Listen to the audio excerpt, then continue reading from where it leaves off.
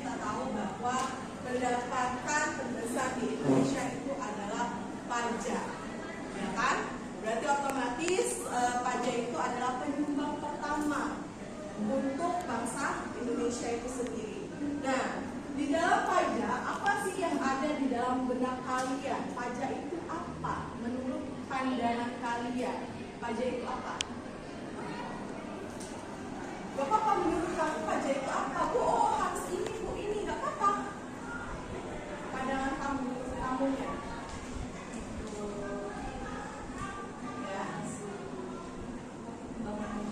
Oke, untuk pembangunan negara. Kalau yang dari sini, menurut kamu pajak itu apa? Oke, betul ya. Jadi pajak itu adalah sumbangan untuk membangun negeri kita sendiri atau Indonesia sendiri. Nah, pajak itu sendiri yaitu tadi kontribusi wajib ya. Kontribusi wajib bagi warga negara Indonesia. Dan di sini dia bersifat memaksa. Jadi suka tidak suka, senang tidak senang, kita harus bayar pajak. Dan bagaimana manfaatnya yang kita rasakan? Manfaat ataupun imbalannya itu tidak kita rasakan saat ini, akan kita rasakan pada saat di tahun-tahun berikutnya. Salah satu contohnya kita rasakan ya tadi. Dulu kita kalau mau sekolah itu hanya orang-orang tertentu saja. Tapi sekarang dengan adanya pajak, ya tadi ada beasiswa. Kalangan-kalangan yang tidak mampu dia bisa mengajukan KIP. Dulu kalau mau berobat itu harus punya uang dulu. Sekarang yang penting ada kartu BPJS. Oh dulu kita namanya KIS. Tapi sekarang pemerintah sudah mulai menyamakan. Jadi nggak ada namanya KIS, yang adanya adalah BPJS. Di BPJS kita nggak tahu kan dia golongan-golongan mana. Semuanya mau orang kaya, mau PNS, mau petani, semua itu menggunakan BPJS. Nah itu tadi. Jadi dengan adanya pajak emang sebagai memaksa. Jadi suka tidak suka, senang tidak senang, kita harus bayar pajak. Tapi di sisi lain dengan adanya pajak, manfaat atau imbalannya akan kita rasakan ke depan. Baru ke depan kita rasakan. Contohnya mungkin jalan-jalanan yang di desa-desa itu sudah mulai bagus. Ada lagi sekarang pemerintah mengadakan MBG. MBG tidak memandang siapapun. Kalau kita pikir MBG itu duitnya dari mana? Dia dari pemerintah. Duit pemerintah dari mana? Dia dari pajak. Sekarang kita lihat restoran-restoran tempat kalian suka nongki-nongki tanpa kalian sadari, ada tidak pajaknya? Ada kan? Sekarang udah kate lagi aktivitas yang tidak kate pajaknya. Untungnya bare tukang parkir itu tidak kena pajak. Coba bakso kena parkir, tukang parkir itu kena pajak, ya kan? Nah, itu tadi salah satu manfaat adanya pajak, ya. Jadi dengan adanya pajak, yaitu tadi kita rasakan di waktu ke depan. Nah, ini adalah unsur-unsurnya, udah pasti iurannya itu berasal dari rakyat kepada negara. Setelah dapat dari negara, nanti iuran tersebut berdasarkan undang-undang. Jadi walaupun dia anak presiden sekalipun, anak gubernur sekalipun, dia tetap harus bayar pajak. Karena apa? Berdasarkan undang-undang. Kalau aktivitas kalian berhubungan dengan restoran, kalian tetap berdasarkan undang-undang. Restoran itu adalah 10%. Kenapa lah 10%? Terus yang ketiga itu imbalannya secara kata kamu untuk rumah tangga negara. Kita tidak kate pajak, mungkin rumah tangga ini tidak akan terbangun sebagus ini. Kita pasti masih di kampus A. Mungkin ada kakak-kakak tingkat kalian merasakan itu, ya.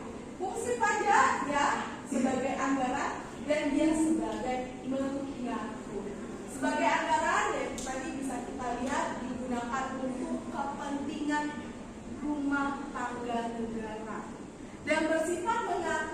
yaitu tadi dia tidak memandang siapa kamu. Jadi kalau kamu aktivitas yang menimbulkan pajak, kamu suka tidak suka, senang tidak senang harus bayar pajak. Itu, ya. Ini syarat pungutan pajak. Syarat pertama adalah adil. Adil yang di sini yaitu tadi dia mensamaratakan kesenjangan itu. Nak kamu wong kaya, nak kamu anak presiden, nak kamu anak gubernur sekalipun, tidak ada perbedaan. Dia adil. Mentang-mentang anak presiden, oh cuma bayar pajak 3%. Tidak. Pada saat anak presiden itu makan di restoran, dia tetap harus bayar pajak sebesar 10%. Itu keadilan. Dia mensamaratakan. Terus yang kedua, dia bersifat sebagai yuridis. Yang kedua itu adalah finansial, ya. Finansial itu sendiri dia dipungut tidak adanya tekanan dari siapapun. Jadi pada saat kita bayar pajak, kita tetap mampu hidup. Terus yang terakhir itu adalah sederhana. Jadi dia mempermudah masyarakat Indonesia. Pada saat kalian ada aktivitas pajak itu, kalian tidak harus setor dulu ke kantor pajak, tapi kalian bisa langsung bayar di tempat makan itu, sudah input pajak, ya. Nah, ini adalah syarat-syarat pungutan pajak.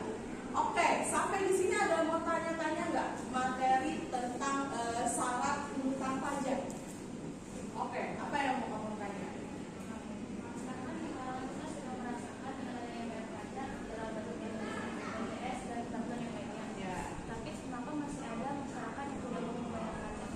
Oke, nah itu tadi. Yang pertama dia benar bersifat memaksa, tapi ternyata masih ada masyarakat itu masih tetap tidak galak bayar pajak, seperti para pengusaha. Nah itulah PR dari orang-orang pajak itu. Jadi dia salah satu bentuknya setiap tahunnya dia akan mendatangi perusahaan-perusahaan mana yang belum bayar pajak. Sedangkan kita masyarakat yang taat, ya itu tadi dia tidak akan menginput itu, tapi kita rasakan pada saat kita bayar pajak kendaraan. Suka kan ada pemutihan. Nah, tujuan pemutihan itu nantinya ke depan masyarakat Indonesia taat bayar pajak. Jadi emang masih banyak masyarakat yang kurang sadar pajak karena dia merasa ngapain aku nak bayar pajak. Kan banyak orang yang bayar pajak. Balik lagi ke kesadaran masing-masing. Tapi kita sebagai generasi muda ke depannya jangan pernah berpikir untuk sudahlah targetnya bayar pajak. Karena apa? Pajak itu bukan saat ini tapi ke depan. Bukan kita yang merasakan tapi orang-orang di sekitar kita. Ya, jadi tetap pesan ibu, kalian harus sadar untuk bayar pajak. Dengan uang pajak itu nantinya akan membangun perekonomian Indonesia, membangun kehidupan masyarakat di sekitar. Seenggaknya dengan uang pajak itu Indonesia setidaknya atau masyarakat sekitar nantinya tidak bergantung lagi ke pajak.